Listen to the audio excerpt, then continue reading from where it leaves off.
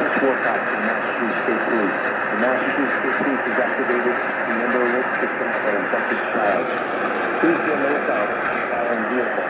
2001 to 2005 Cruise, Honda Civic two-door, and removed. At this time, the registration number is unknown. The vehicle was out traveling 26 Street.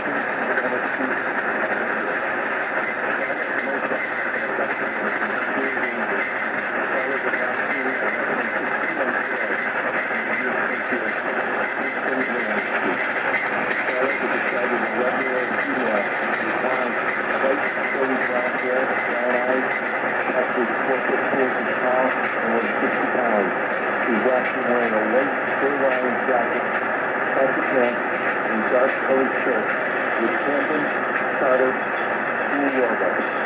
She has black shoes and is carrying an apple blue backpack. Charlotte is accompanied by a white or Hispanic male forced her into the vehicle, which is believed to be operated by a white or Hispanic female. In need of help, anyone with this information is asked to call 911. Do not attempt to stop or apprehend the vehicle. Please call 911.